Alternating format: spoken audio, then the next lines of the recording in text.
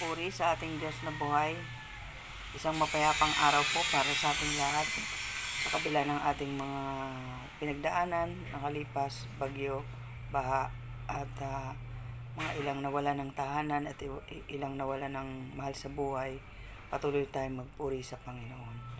Sa araw na ito, ang passage po na ipinagkaloob sa inyong abang lingkod ay ito po yung bahagi ito ng devotion sa tuwing umaga at isi-share ko rin po ito sa inyo. Hango po ito sa Book of Numbers chapter 12. Yes, na kung saan Miriam and Aaron opposes Moses. Pero bago yan, tayo ay manalangin. Salamat po o Diyos sa umagang ito. Salamat po sa araw nito na patuloy nga po kami samahan sa pagbubulay-bulay ng salita. Ikaw po ang mapapurihan at ang kalooban niyo po o God ang aming masunod at ang iyong salita ay may pahayag ng naaayon sa iyong kalooban. In Jesus' mighty name I pray. Amen. So ayan, so dito ay tunghayan natin, sabi rito sa verse 1 to 2, Miriam and Aaron began to talk against Moses because of his Cushite wife, for he had married a Cushite. Verse 2, has the Lord spoken only through Moses? They asked, hasn't he also spoken through us? And the Lord heard this. So mapapansin po natin na si Miriam at si Aaron ay nagkaroon ng gossip about dun sa pag-aasawa ni Moses dun sa isang Cushite, na kung saan ito ay black black skin, o siya siyang kasi siya parang sa Ethiopia, 'di ba, na may kakaibang kulay ng kanilang skin. At kasunod nito ay sinabi pa nila na has the Lord spoken only through Moses, 'di ba? So parang nagtanong sila, si Moses lang ba ang may karapatan, 'di ba, na kausapin ng Panginoon o maging malapit sa Panginoon? Ayun, na kung saan ay binigyan nila ng hindi magandang salita against Moses dun sa kanilang mga nakikita na ginagawa ni Moses. And yun nga, nagsimula ito dun sa pag-aasawa ni Moses. Nakita natin kung gaano ka-humble si Moses. Kaya nung sumunod dito, sabi nga dun sa susunod na sa verse 4, at once the Lord said to Moses, Aaron and Miriam, come out to the tent of meeting, all three of you. So the three of them came out. Sa verse 5, then the Lord came down in pillar of cloud. He stood at the entrance of the tent and summoned Aaron and Miriam. When both of them stepped forward, and he said, listen to my words. Now, ito po yung sinabi ng Panginoon sa kanila nung kausap na sila dun sa tent, sa tabernacle. When a prophet of the Lord is among you, I reveal myself to him in visions. I speak to him in dreams. But this is not true of my servant Moses. He is faithful in all of my house. With him I speak face to face clearly and not in riddles. This is the form of the Lord. Why then were you not afraid to speak against my servant Moses? Hanggang verse 8 po, na kung saan dito natin nakita yung pagkausap ng Panginoon dun sa mga tao na merong hindi magandang mga ginagawa sa isang lingkod ng Panginoon. Na kung saan dito mapapansin natin, sabi ng Lord ay sa mga prophets ay nagpapakita lamang siya sa vision and dreams. And kakaiba si Moses, kasi si Moses ay nakakausap niya ng harapan ng Panginoon. Naalala po natin sa burning bush na kung saan kausap niya po ang Panginoon doon. And hindi rin siya sa pamamagitan ng talinhaga, kundi talagang ipinapaalam niya sa Panginoon, kay Moses, yung talagang nilalaman ng kanyang puso na gusto niyang ipahatid sa taong bayan. Sorry po sa noise kasi nasa tabi po tayo ng talyer. Ayun. At yun nga po na kung saan ay ito ay warning about the danger of gossiping about our leaders, especially the leaders in authority na inilagay ng Panginoon sa isang congregation, diba? Na nire-reveal daw na din ng Lord paano ba tayo mag-response and mag-respond dun sa mga gossip na yon, and paano din ba natin sila ipag-pray and to forgive them. Meron po tayong mga ilang points dito para sa pag-aaral na ito. So, dito, unang-una na, don't gossip about God's appointed leaders, na kung saan yun yung ginawa nila Miriam and Aaron, na dapat talagang hindi ito mangyari. Bakit po? Kasi yung inilagay ng Panginoon sa isang congregation, sa isang church, hindi po yan empleyado. Yan po, ang nag-alaw po niyan ay ang ating Panginoong Jesus. So, siya po ang nag-alaw sa taong yan upang pamunuan ang isang congregation o ang isang flock. Ito po ba? Kaya nga, siya ay shepherd, diba? So, ina-avoid po sa atin yon na, so itong passage na to ay binibigyan po diin dito yung warning against gossiping dun sa appointed leaders, na kung saan ay dapat natin silang igalang, diba? Sa New Testament nga, diba? Na kailangan natin mag-submit sa authority. Kung sino man ang niligay ng Panginoon dyan, ay dapat natin siyang igalang at dapat natin siyang respetuhin, kasi ang Panginoon naman ang may kinalaman dyan. Now, sabihin natin, yung iba, ang tanong, paano po pag hindi na maganda yung kanyang ginagawa? Hindi na, sa palagay ba natin, hindi ba alam ng Panginoon yan? Di po ba? So, alam lahat ng Panginoon yan. The only things na gagawin po natin is to submit, diba? Submit them, and bahala ng Panginoon din. And meron din po sa ating na rito, so number 2, don't commit the authority given to God's appointed leader. So, wag po na, isa po kasi isa pong nag-uugat dyan kung bakit may mga ganyang pangyayari. Kasi, yung pagnanasa ng isang tao na siya ay, pwede naman siya doon, di ba? Pwede naman ako dyan pwede naman ako, mas magaling ako sa kanya. Sometimes kasi ganun yung paningin ng ibang tao. Kaya nga sabi nga dito, has the Lord spoken only through Moses, di ba? Siya lang ba ang may karapatang kausapin ng Lord? Tayo ba? Wala. So yung puso agad, nakikita na dun agad sa puso na kung saan ay may pagnanasa ka dun sa And hello, kung talagang ka ng Lord dyan, ikaw talaga yung will ng Lord, or yung puso mo talaga ay para doon, 'di ba? Ikaw ay talagang entitled doon, ikaw ay talagang yung capable to do the will of the Lord, then ang Lord naman ang maglalagay sa iyo doon, and hindi sa pamamagitan ng pamamaraan mo. Kaya take note of this passage po, na napakahalaga po ito para sa ating bilang mananampalataya, na napakarami po ngayon ng ganito, na nakikita po natin yung kamalian ng iba, nakikita po natin they pointing others, but kapatid, nakakalimutan mo yata na kapag nag-point ka ng isang tao, nag-point ka ng pagkakamali ng isang tao, look at this finger. Mas marami po yung nakaturo sa iyo. Kaya tandaan po natin ito. Wag po natin gagawin yun, dahil baka ikaw ay mas marami yung pagkakamali mo. And tanungin mo muna yung sarili mo, ano na nga ba yung nagawa mo sa Panginoon? Diba? You never question dun sa authority na yon, kasi ang Panginoon ang may kinalaman dyan, especially the congregation leader or the pastors, diba, na nilagay ng Panginoon yan, hindi ikaw ang naglagay niyan dyan. Kaya wag po nating gagawin yon, na pag nasaan po natin yung mga bagay na hindi naman talagang ukol sa atin.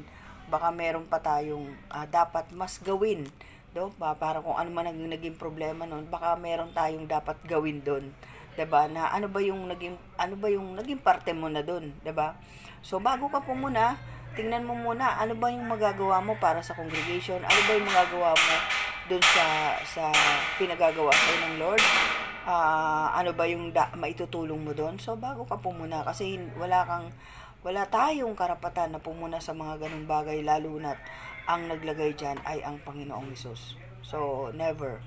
And, isa pa po ay God exposes our sins to bring us to repentance. Sometimes, diba, pansinin natin dito, sabi sa 9, the anger of the Lord burned against them and He left them. When the cloud lifted from above the tent, there stood Miriam leprous, like snow. Aaron turned toward her and saw that she had leprosy, and said to Moses, "Please, my Lord, do not hold against us the sin we have foulishly committed. Do not let her be like a stillborn infant coming from the mother's womb, with his flesh up eaten away."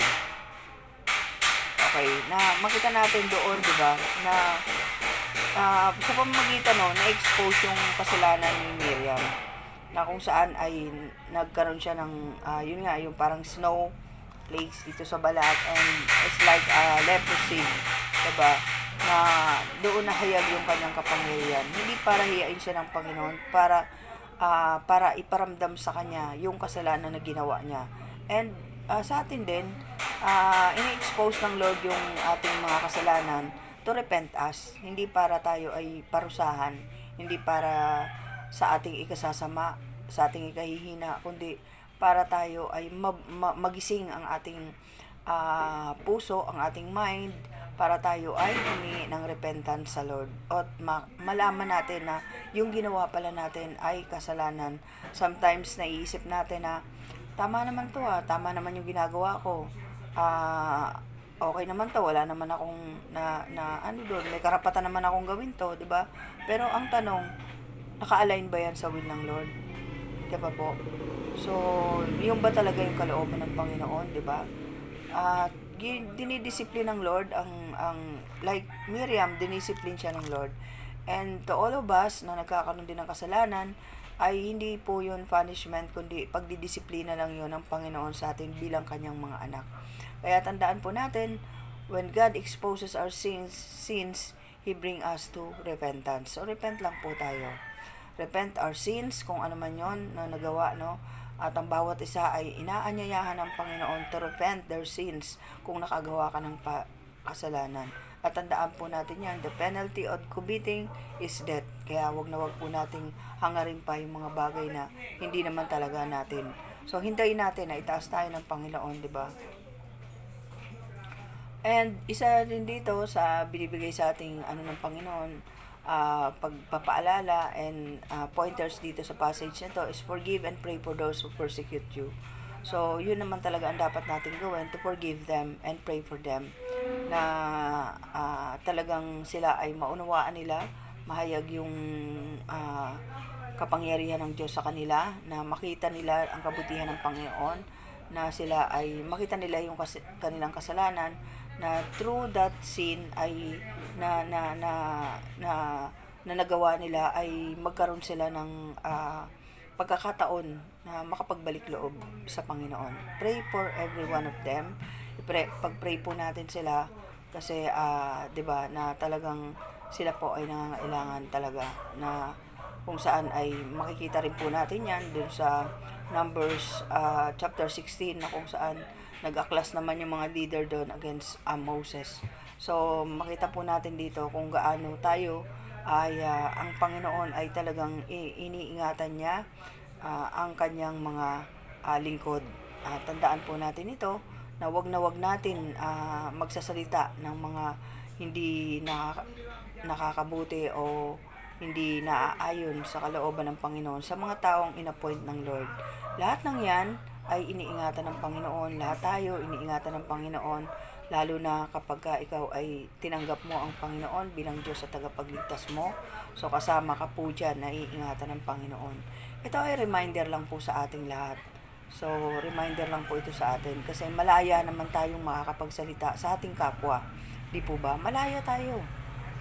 Malaya tayong sabihin kung ano-anong gustong sabihin natin. Pero, ilagay po natin sa isip ito, na ilagay po natin sa ating puso, tingnan po natin yung sinasabi ng passage na to at sinasabi ng Bible sa atin na pagpapaalala sa atin.